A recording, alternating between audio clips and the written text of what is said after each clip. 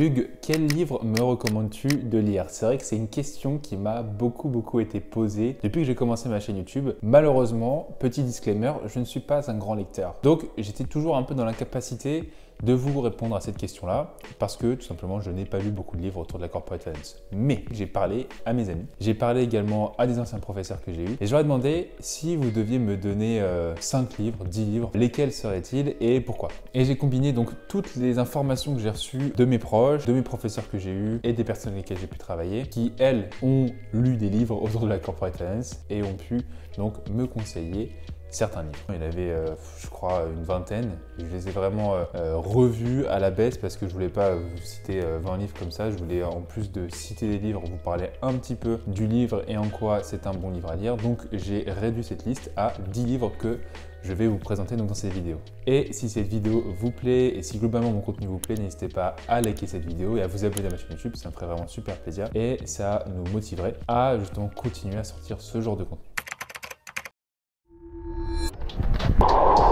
C'est passé même assez facilement.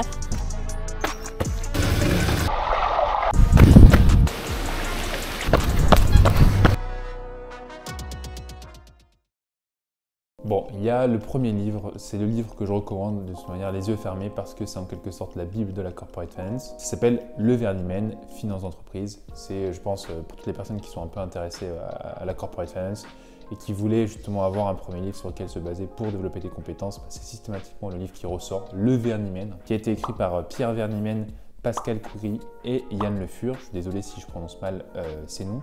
Mais voilà, c'est vraiment un livre référence absolue qui touche donc à tout, toutes les notions qui sont liées à la finance d'entreprise. C'est un guide donc complet sur les concepts clés que sont donc l'évaluation d'entreprise, les décisions d'investissement, les structures de financement, etc.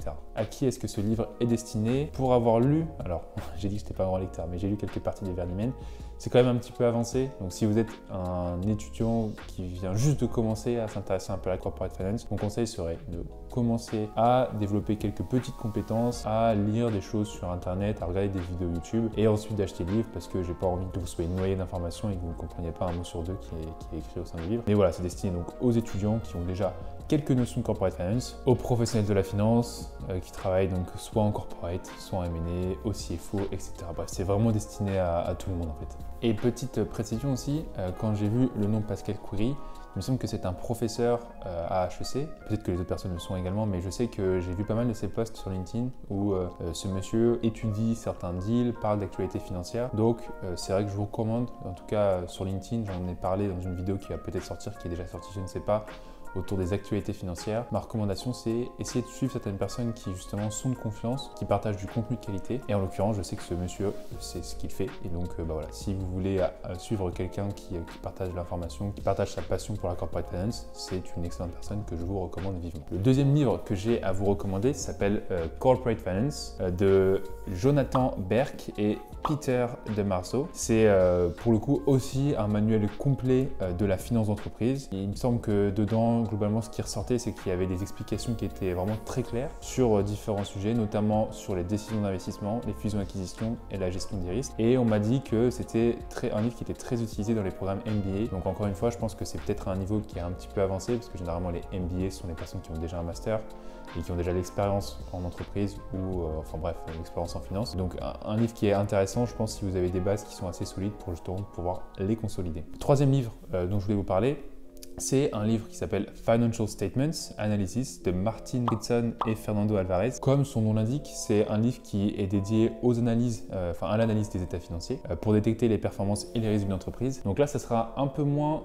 sur tout l'aspect valorisation, M&A deal, etc. Ça sera beaucoup plus sur justement l'aspect analyse financière qui est clé et bon, qui fait aussi partie de l'aspect valorisation. Là, ça sera vraiment axé sur la Financial Statements Analysis, donc l'analyse des états financiers. Et c'est un livre qui est super intéressant parce qu'en fait, il enseigne le fait de pouvoir lire entre les lignes des états financiers. Et donc c'est pour moi idéal pour toutes les personnes qui veulent travailler en corpo ou qui veulent faire des métiers comme le Transaction Services ou auditeur, parce que justement ça permettra de perfectionner certains aspects de l'analyse financière et la capacité d'interprétation de bilan et de compte de résultats notamment. Et le quatrième livre dont je vais vous parler aujourd'hui, c'est un livre d'une personne donc, qui fait du contenu qui me plaît énormément, qui est une grande star de la corporate finance, qui apparaît 2 fois dans cette liste puisqu'il a effectué plusieurs livres et à 2 de ses ouvrages que j'ai cités dans ce top 10 de livres que je vous recommande de lire. Ce livre s'appelle Investment Valuation et il est d'Asfat Damodaran. Damodaran, vous le connaissez peut-être si vous avez déjà fait des cours et si vous avez déjà valorisé des boîtes, même si vous avez regardé mes vidéos parce que j'ai déjà utilisé son site. C'est un professeur à l'université NYU Stern, donc je crois que c'est New York University. C'est une excellente, l'une des meilleures universités des États-Unis à minima et je pense du monde, notamment en finance d'entreprise. C'est un professeur là-bas. Et ce livre, donc Investment Valuation, assez transparent, c'est un livre lié à l'évaluation, à la valorisation d'entreprises. Et la gestion de portefeuille. Il y a un focus clé sur donc, les méthodes de valorisation comme les DCF et les multiples. Donc encore une fois, pour toutes les personnes qui veulent consolider un peu ces bases de la valorisation, je vous recommande ce livre, les yeux fermés. Donc c'est un complément un peu au Vernimen pour approfondir tout cet aspect-là de valorisation, d'évaluation financière. Et donc là, c'est destiné en vrai, encore une fois, à tout le monde, hein, les professionnels de la finance, les étudiants qui veulent se préparer pour les entretiens, les personnes qui sont déjà en M&A mais qui veulent consolider certaines bases, etc. etc. Et pourquoi est-ce que justement je voulais faire un petit focus sur Monsieur Damodaran? Parce que en fait, il y a également des vidéos YouTube qui sont disponibles de son contenu. Il me semble qu'il a une chaîne YouTube et ce qu'il fait, c'est vraiment exceptionnel. J'ai en tête une vidéo qu'il a effectuée. C'était en fait un cours de finance d'entreprise et de valorisation au sein de Google, auquel il explique d'une manière très simple la valorisation, les différentes méthodes. Et quand j'ai commencé à développer une certaine curiosité autour de la finance d'entreprise, j'ai regardé son contenu et je suis tombé vraiment entre guillemets amoureux. Donc voilà, exceptionnel, une personne exceptionnelle qui partage vraiment sa passion pour la finance d'entreprise de la meilleure des manières, qui effectue du contenu de qualité et dont son livre et également dont les vidéos YouTube que je vous recommande d'aller voir. Le cinquième livre dont je vais vous parler s'appelle Strategic Corporate Finance, d'une personne qui s'appelle Monsieur Justin Petit. Bon là, généralement, le lien est effectué dans les livres dont je vous ai également parlé, mais là, ça fait vraiment, en fait, ça explique en quoi est-ce que la finance est importante. Ça nous permet de voir que la finance, c'est pas juste des chiffres, des ratios, mais c'est plus que ça, parce que il faut pas arrêter notre analyse à uniquement des ratios, il faut savoir en faire quelque chose des analyses qu'on va effectuer, et justement, ça permet de savoir comment est-ce qu'on peut utiliser ces analyses pour les traduire en stratégie et en plan d'action pour améliorer une certaine partie de la société par exemple. Ce livre met également l'accent sur les décisions stratégiques liées aux restructurations, aux IPO, aux acquisitions, donc il y a toujours ce domaine-là du M&A, de la finance d'entreprise qui ressort. Donc globalement, comme je l'ai dit, cela aide à comprendre les implications financières de grandes décisions stratégiques. Le sixième livre dont je vais vous parler aujourd'hui s'appelle Principes d'évaluation financière de Michel Abouy. Voilà, je ne vais pas passer des heures dessus, je pense que vous l'aurez compris, comme son nom l'indique, c'est un livre qui est autour de la valorisation de société, de l'évaluation financière. Là, c'est une approche française parce que c'est un livre qui est français. Il me semble que les autres livres, bon, si vous n'êtes pas très à l'aise avec l'anglais, vous pouvez toujours potentiellement trouver une version traduite, je pense.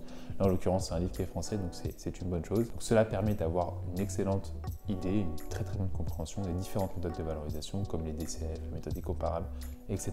Le septième, je vais réussir, livre dont je voulais parler aujourd'hui, c'est un livre qui s'appelle The CFO Guidebook, donc la traduction ça serait le manuel du DAF, c'est donc un manuel pratique voilà, pour les directeurs financiers. C'est un livre qui est très facile à lire, j'ai pu le feuilleter et j'ai beaucoup apprécié, il est très pratique et c'est vraiment destiné pour toutes les personnes qui veulent potentiellement devenir DAF, devenir CFO d'un groupe, que ce soit une start-up, une PME, une grande entreprise, bref, peu importe. Pour tous les futurs DAF, donc les personnes qui sont actuellement en M&A, en TS, en contrôle de gestion, donc globalement toutes les personnes qui travaillent dans la finance, si un jour vous voulez devenir CFO, je vous conseille de commencer par là.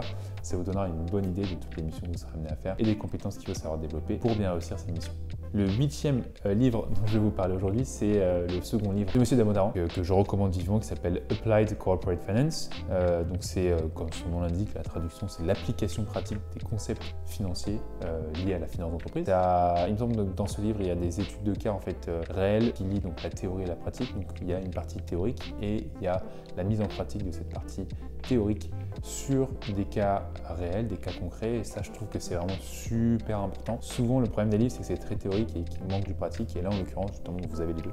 Donc c'est un livre que je recommande vivement. Donc c'est pour tous les professionnels qui veulent renforcer leur capacité à prendre des décisions financières complexes, parce que ça met l'accent sur l'analyse des entreprises dans différents secteurs. Donc voilà, c'est quelque chose que je recommande, et puis en plus c'est beaucoup plus simple je pense pour des étudiants qui n'ont pas forcément d'expérience concrète en finance, de comprendre certaines notions financières à travers des exemples pratiques. Donc voilà, je recommande encore une fois. Le neuvième livre dont je vais vous parler aujourd'hui s'appelle Mastering Metrics de David F. Vance. C'est un livre autour des différents indicateurs financiers que l'on peut calculer pour évaluer la performance d'entreprise. C'est ce qu'on appelle généralement les KPIs financiers, donc les Key Performance Indicators, les indicateurs de performance clés. Donc c'est particulièrement intéressant pour toutes les personnes qui sont potentiellement amenées à beaucoup calculer ce genre de KPIs quotidiennement dans leur métier. Donc là, ce sont globalement plus les personnes qui sont en corpo. Je sais que les contrôleurs de gestion, les personnes qui sont FP&A en relation investisseurs, ces personnes-là ont tendance à calculer différents ratios régulièrement. Et donc justement,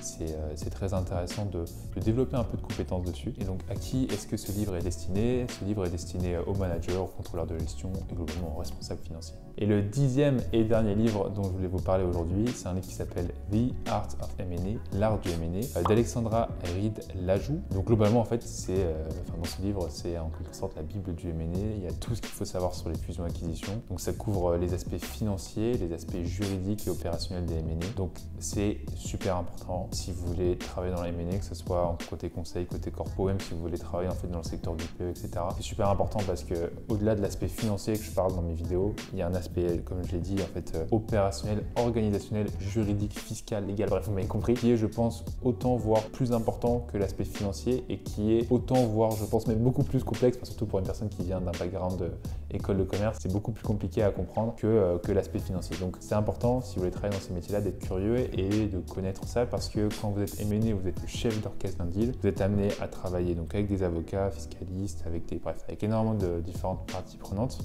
Et je trouve que c'est pas mal utile quand même de comprendre ce qu'ils font pour savoir bien gérer tout ça. Donc je vous recommande ce livre. Voilà, donc pour conclure cette vidéo, le but, c'est pas que vous allez acheter ces 10 livres et les dévorer. Enfin, si vous avez l'argent et le temps, bah si, c'est vraiment top. Mais mon conseil, c'est essayer d'y aller petit à petit. Je sais pas si vous avez un groupe de potes, et bah, vous pouvez vous dire voilà, cotiser pour acheter des livres parce que je sais que les livres que j'ai cités coûtent très cher. Globalement, les livres autour de la finance d'entreprise coûtent très cher. Donc voilà. Peut-être choisissez un livre le plus complet. Je vous laisserai regarder sur internet les avis, etc. pour justement pour que vous puissiez décider de votre côté du livre que vous allez acheter. Mais ce sont des livres qui sont super intéressants, qui vous permettent d'apprendre des choses ou alors de consolider certaines bases. C'est important d'être curieux quand on veut travailler en finance d'entreprise et j'espère que vous trouverez votre bonheur dans le top 10 que je viens de citer. Voilà, encore une fois, si cette vidéo vous a plu, n'hésitez pas à liker, à vous abonner à ma chaîne YouTube et je vous dis à très vite pour de nouvelles vidéos sur la chaîne. À plus.